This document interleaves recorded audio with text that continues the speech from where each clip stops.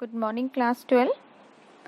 Well, let's continue with the chapter Indian Economy on the Eve of Independence, where already you all have studied how the British government did not allow the economic development of our country. So let's see what was the condition of our agriculture sector during the colonial rule. Well, children, if we talk about Indian economy during the British rule, then it was during that time that our country was totally an agriculture based country, where almost 85% of our country's population lived in villages and used to derive their livelihood from the agriculture. Directly or indirectly, everyone was dependent on agriculture.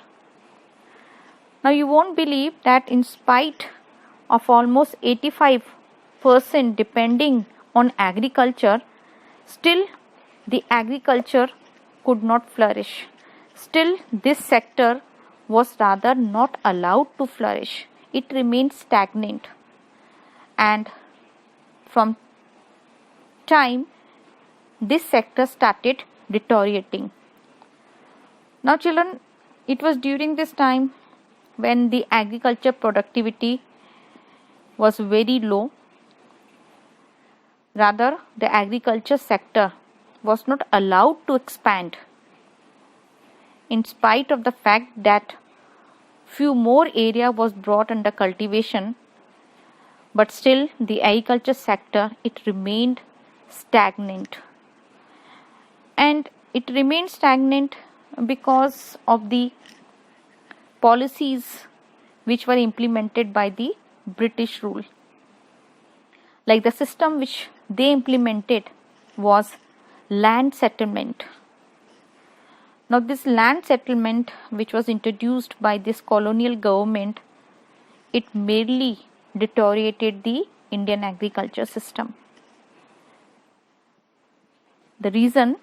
The very first reason, because of this land settlement, children, the zamindar system was implemented. It was during this time that basically in the Bengal area, where the cultivators who were actually cultivating the land, from them a huge or a bigger part of profit, it used to be taken by the zamindars. In spite of all the hard work which was done by the cultivators, but a major part of it used to be taken by the zamindars. Now these zamindars or the zamindari system was implemented by the British government, and this colonial government was least interested in improving the condition of the agriculture and the cultivators. And zamindars were least interested, they were more interested in collecting the rent from the cultivators. And the reason was that if they do not collect the rent from the cultivators, then it was during this time that these zamindars, they had to adopt such attitude, because the dates were fixed for collecting the rent, and if they do not collect, then the British government used to take action against them.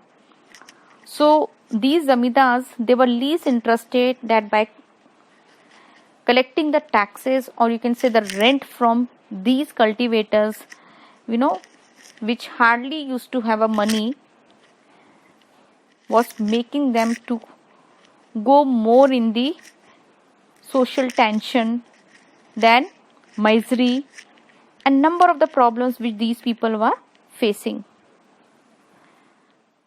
So apart from this, the commercialization of agriculture was equally responsible for the low expansion of the agriculture.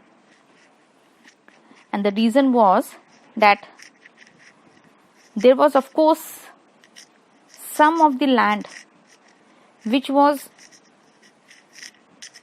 taken for the commercialization of agriculture, means where the farmers, they were told to grow the cash crops instead of food crops.